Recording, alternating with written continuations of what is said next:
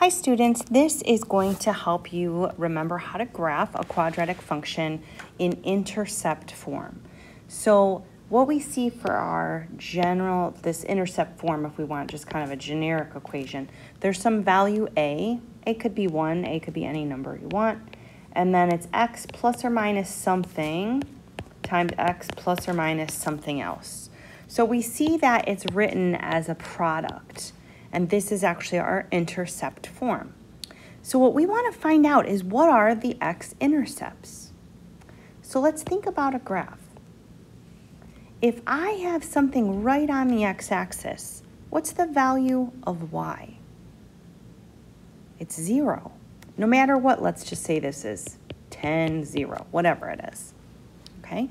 If I am anywhere on the x-axis, always y is 0 because we know it's x comma y. That y coordinate is 0. Here's our x, here's our y. So we're looking for what value of x would create 0. So what number plus 6 is 0? That would be -6. Now let's see what happens if I plug in -6 in for x. And I would have to plug it in for both. I would get y equals 4 times -6 plus 6 times -6 plus 2. 4 times 0 times -4. If there's a factor of 0, that entire product equals 0. Okay, let's think about the other value that we could plug in to create 0, x plus 2, we want that to be 0. So what number plus 2 is 0? -2. So the x-intercepts, these are the x-intercepts, -6, 0, and -2, 0. Okay, I'm going to go ahead and get rid of these points here because that was just an example. And I am going to put in my actual x-intercepts. So 1, 2, 3, 4, 5, 6. I'm right here at -6, 0, -2, 0. Those are the x-intercepts.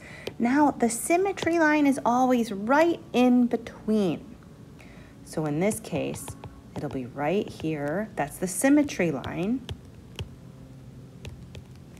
And the equation for the line of symmetry is x equals -4.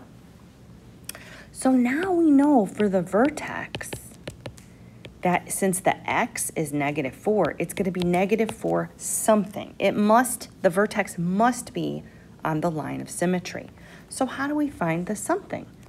We have the input, we need the output. So I'm going to go ahead and plug in -4 for the x values. Let me rewrite my equation so I can move down here. Y equals 4, and then times the quantity x plus 6, and then the quantity x plus 2. And I want to know, hey, what happens if I input -4 for x? So y equals 4 times -4 plus 6 times -4 plus 2.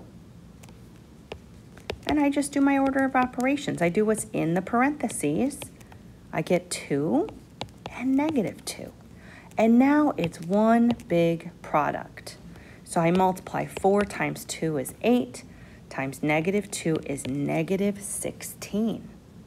And that is the output. That's the other part of the vertex. So we're all the way down here. So I'm going to go by 4s, -4, -8, -12, this will be -16. Right here, -4, -16. And that's our parabola. We already knew it opened up because whenever the a value, the value in front, is positive, we're concave up. Concave up. Because 4 is positive.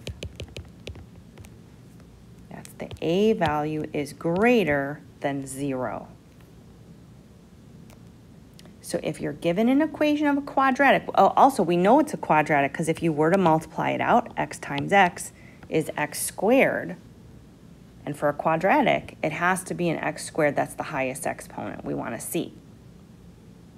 Okay, but if we see it in this intercept form, we find the x-intercepts and find the vertex, and then we're able to graph.